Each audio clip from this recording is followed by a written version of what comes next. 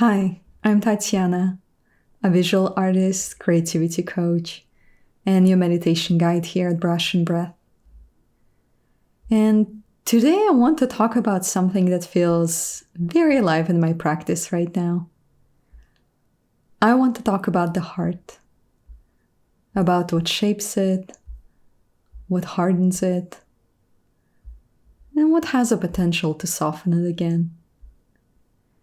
Because I honestly think that one of the deepest questions we can ask ourselves right now is this: how is my heart being shaped? Because our day-to-day life shapes our heart, whether we want it or not, and whether we mean for it or not. Stress obviously shapes it. Fear shapes it. Grief shapes it. Speed shapes it. The internet shapes it. And the way we talk to ourselves shapes it. The way we brace, we rush, we defend ourselves and often expect the worst. All of that leaves an imprint. And if we're not being careful and intentional here, the heart can begin to take on the shape of what's being repeated. And as a result, it grows rough in some places, frozen in some places. And it's all not because we're inherently bad, and because we have somehow failed spiritually. And certainly not because we're incapable of love, but because we're all human. And because we've been trying to get through a lot lately. And I think this matters so much right now. Because, look around. We live in a time that keeps roughening our hearts. In our collective heart. There's just so much stimulation, so much comparison.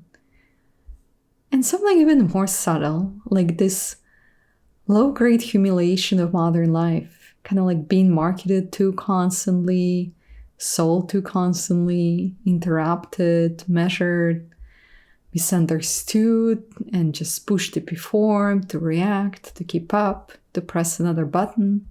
And after a while, many of us start feeling it.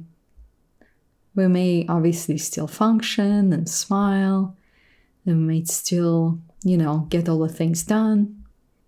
But inwardly, the heart starts to brace, and we become more defended, and less generous, and less naturally trusting, less spacious around other people, and just less willing to feel. And our hearts grow tired. And I don't mean that in some dramatic way. I mean it in a very, very plain, ordinary way. Like tired of reacting, tired of constantly being pinged, activated, tired of feeling like your tenderness has nowhere safe to go. And for me personally right now, one of the deepest questions of meditation is not only how do I transcend or dissolve, but also how do I live in such a way that my heart does not grow cold? How can I stay tender without becoming too fragile or naive? How do I stay steady without becoming numb? And that's where the Brahmaviharas come in. In Buddhism, the Brahmaviharas are often translated as the Four Divine Abodes or the Four Immeasurables. And they are the loving kindness, compassion, sympathetic joy, and equanimity. And they also act as profound dimensions on the path. So they're not just some kind of like pleasant moods or flavors, but the actual ways the heart and the mind, which is the same thing in Buddhism essentially, can awaken. And I personally love the phrase divine abodes, because for me an abode is where you actually reside, where you live. And that's where you return. And that's where your heart rests when it's not being pulled in 100 different directions. So these ancient teachings, in a way, are asking something very simple, but very intimate. Where does your heart dwell? Does it dwell in fear, in suspicion, in resentment? Or can it learn slowly, imperfectly, to live in kindness and compassion? And I want to say something here too. When I talk about shaping the heart, I certainly do not mean that we're, manufacturing goodness somehow. This is where I want to balance the idea of practice with something a little deeper. Because certainly from one angle, yes, practice trains the heart and the mind. Practice matters and repetition matters and the right attention matters and time on the cushion matters. But from another angle, I actually do not believe that if goodness feels like it's absent, it now must be, conjured up or fabricated through spiritual effort. I think it's more like this. There is already something inherently good in all of us. Something that's alive and present and capable of warmth, of great clarity, of great care. And practice is not about creating that from scratch. And if you ever done pottery, practice is more like re-wetting old clay that has dried out, or brushing some dust from a vessel that you're picking up again, so you can see its shape. Or warming up and massaging your hands that have gone numb from too much work. The heart, in the sense, is like clay on a wheel. Fear has its hands on it. Love has its hand of it. It can certainly become warped. It can lose its center. It can harden around old impressions. And sometimes it can even collapse. But it can also be steadied again, recentered, softened, and gently shaped by wise attention. And the Four Divine Abodes are some of the most beautiful ways I know how to do that. They help us notice where that goodness has stopped flowing, where kindness, for whatever reason, no longer comes easily, and where compassion has turned into numbness. And again, these practices certainly do not ask us to become saints. They only ask us to give it a fair chance and thaw our heart. To remember what the heart feels like when it's not defending itself every little second of the day. So before we dive into practices, I want to slowly walk us through each of the four. And again, not as abstract concepts or theories, but as living medicine. The first divine abode is metta, and it's usually translated as loving kindness or goodwill. And I think this one is actually often misunderstood, because loving kindness is not some kind of, forced fake niceness. And it's certainly not some, feel-good magic dust sprinkled over pain. It's much simpler and in a way much more radical. Metta is described through the wish that all beings be safe and happy and free. And through this tender, very sweet image of a mother protecting her child.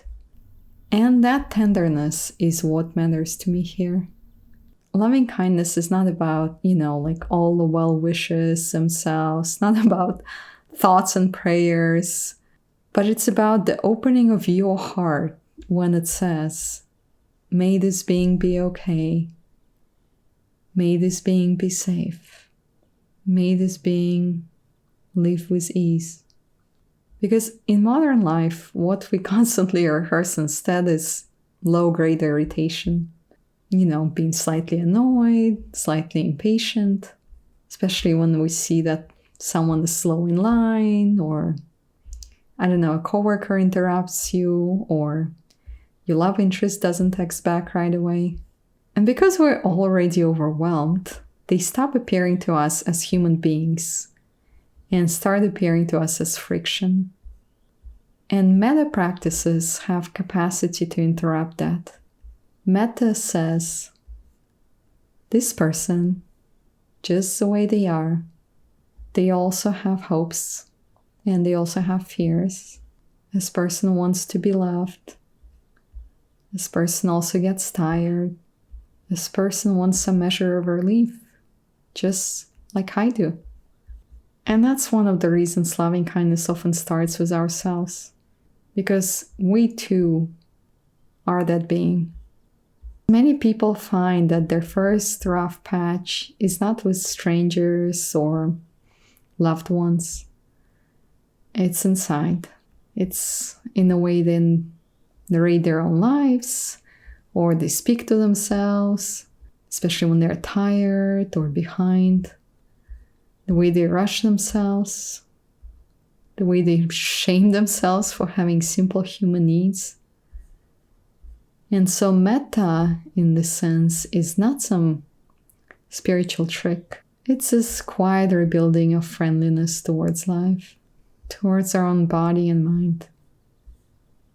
And in an age that trains us to become more and more transactional, more reactive, more suspicious, loving kindness can feel almost rebellious. It says, I refuse to let this culture strip our shared humanness. I refuse to let the speed erase this inherent tenderness. And the second divine abode we got here is karuna, or compassion. If loving kindness is a simple wish that beings be well,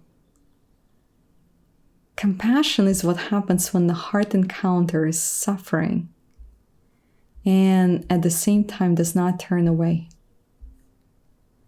Compassion says, yes, I see you.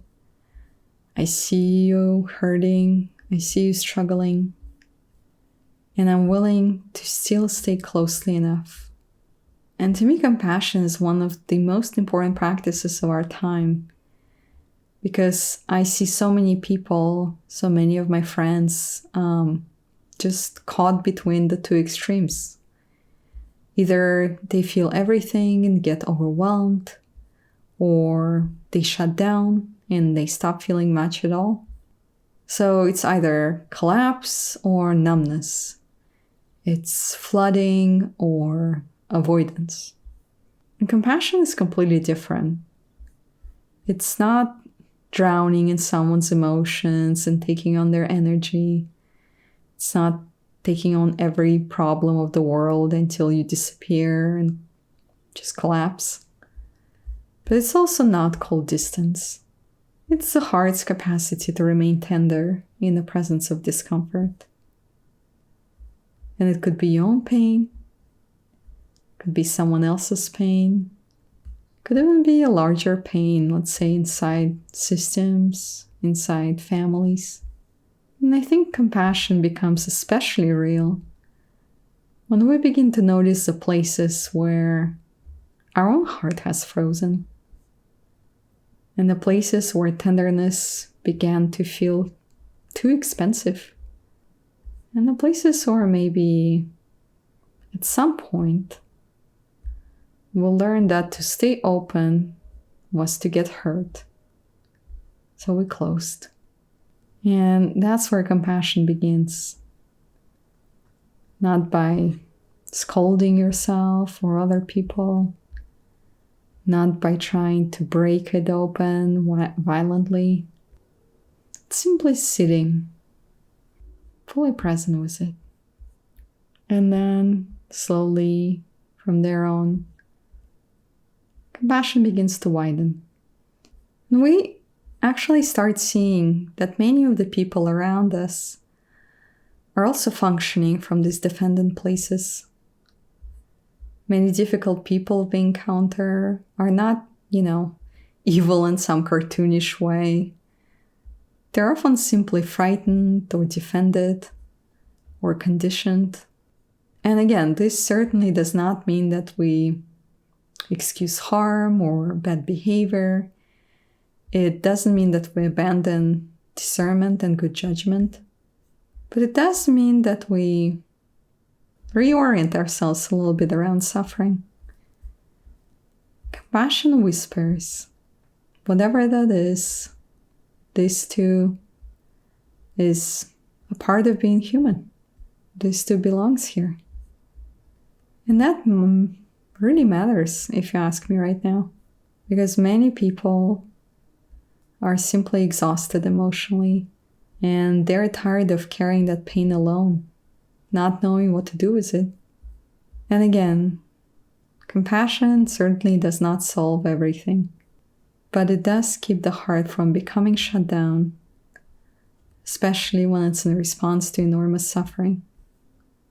The third divine abode is actually quite nuanced. It's called mudita, often translated as sympathetic joy or appreciative joy, or you can think about it as gladness in the happiness of others. And honestly, this one feels very straightforward but almost revolutionary, because modern life quietly managed to train us out of it. As we know, we're constantly being shown other people's lives left and right, and we see other people's opportunities and wins and love stories. And when we're tired or secretly aching, another person's joy can start to feel like evidence against us, like some kind of proof that we're behind, that we missed the boat, and that there is certainly not enough to go around. That's when joy becomes painful. You see someone else who has a breakthrough, someone else whose work gets recognized. And when we're not rooted, something in us contracts. There's this deflation, self-doubt perhaps. Mudita is the heart's release from that prison, that self-imposed prison in some way.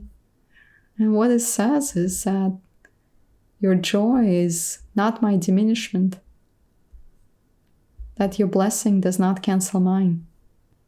And that is freedom. Because when we cannot rejoice, we become trapped in this very lonely place of scarcity. And we become people who can only feel okay when we're ahead, we're chosen first. And that is such a painful way to live. And mudita is certainly not denial, does not ask us to, fake happiness when we're grieving or bypass our wounds. It asks something much subtler. It asks, can I let another person's joy be my joy? It can begin very simply, very easily.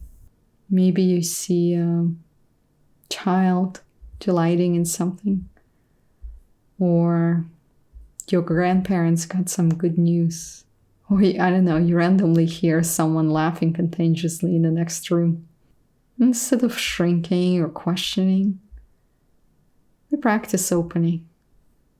And one of the greatest heartbreaks of comparison is that it robs us of participation in the beauty of everyday life.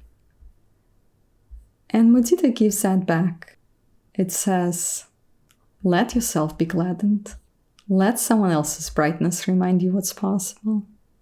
And to me, sympathetic joy is one of the most healing medicines for a culture we have going on right now that's mostly built on performance and endless measuring up. The fourth divine abode is upekkha, or equanimity. And this one is probably the most misunderstood one, because equanimity is not withdrawal of some kind or emotional flatness. It's this deep steadiness that allows the heart to actually remain balanced and centered in the midst of all the changes. It's a wisdom that simply knows I, as a human being, cannot control everything. I certainly cannot rearrange reality to permanently and constantly satisfy all of my little preferences. likes and dislikes. And I cannot hit a pause button and make life stop flowing. And as sad as it can be, I cannot protect my loved ones from pain. And yet, I do not have to lose my center. I do not have to become frantic or anxious. And I do not have to turn love that I have into control. Equanimity is this spaciousness, this air that lets the other three Brahmaviharas breathe. It balances loving kindness, compassion, and joy, bringing steadiness so the heart does not become overwhelmed. Without equanimity, loving kindness can become needy. Compassion can become flooded. And joy can become fragile. Without this equanimity, we certainly may still love, but from a sense of panic, trying to help, but from craving to control. And again, this is so relevant right now because so many people, myself included, are living with chronic uncertainty. We have political uncertainty, economic uncertainty, climate uncertainty. And one of the nervous system's favorite responses to uncertainty is either to over-control or to collapse. And equanimity is neither. It's the ability to stand firmly with dignity and to say, well, this is not fully in my hands right now. I recognize that. But I can still meet it with calmness and steadiness. And this is a very mature way to love, if you ask me. Because, again, it's not dramatic, it's not performative, but it's also not brittle. And I think many of us right now, especially in relationships, what we're longing for is not this kind of intensity, not, ups and downs, but warm steadiness. And equanimity gives us this wider space to rest in. It lets things sort of kind of like move through, go on the merry way, but without ever becoming emergency. And that position, this kind of view, if you will, is a form of medicine, is a form of mercy. To wrap it up, I love Divine Abodes, but what I specifically love about them is that none of them is complete by itself.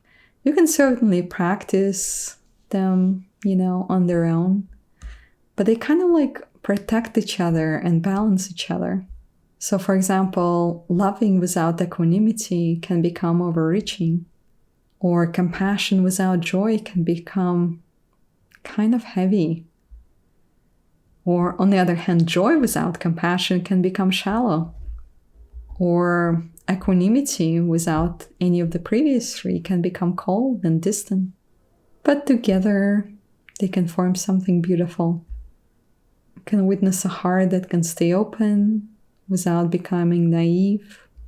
A heart that can feel so deeply without drowning in feelings. A heart that can rejoice without comparing. And a heart that can remain balanced without ever going numb.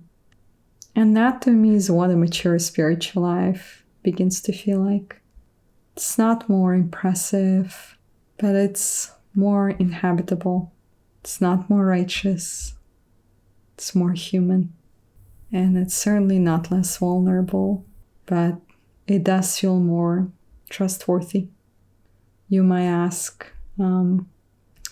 why shall I meditate on these qualities?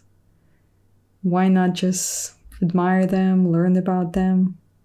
Why not just say, sure, I got it, obviously kindness is good, compassion is good, we all know that. What else is needed here? But admiration or understanding does not necessarily transform us. And that's when time on the cushion matters, because it gives the heart repeated and frequent contact with these qualities. The heart is shaped by what it returns to. And if we return again and again to fear and irritation and control, that becomes our natural inner habitat. But if we begin to return, even again, a few minutes at a time, to kindness, to compassion, to joy, something begins to change. And obviously, not all at once, not in a way that instantly makes us saintly, but in a way that makes us less defended, less quick to judge, and less threatened by the joy of others. And maybe little by little, the heart starts to remember its original shape, not the shape we somehow conjured up, but the shape we uncovered, the shape that was there before all the bracing, before all the contraction, and before those rough patches became so familiar and so ingrained that we mistook them for our identity. And that's what I admire about these practices, because they're not performances or gospels. They're simply the ways of letting our hearts become more available. And I think many people are hungry for that right now. Not for more opinions and hot takes or more cleverness, if you ask me, but for a way back into our aliveness and tenderness, for a way back into the heart that can still feel and love and remain open and human in hard times. And to me, that is sacred work, because again, in an age that gives us endless reasons to close, every act of keeping the heart wide open is quite a miracle. We can see a miracle in every act of loving without punishing, of rejoicing without envy. And then you will notice how it will start changing the atmosphere around you. It can change your relationships, can change your conversations, because it will change what kind of presence you'll become around other people. And maybe that's one of the most beautiful ways to think about spiritual practice. And so in this new mini-series and a playlist, I want to explore each of the four divine abodes as a living practice. Again, not as something performative or prescriptive, not as something you have to get right immediately, but as something you can actually lean on. You only need a little willingness and sincerity. And if your heart has been feeling a little achy in some places, just very tired, I hope that this series can be a place to soften and to remember, a place where the heart can find its original shape again.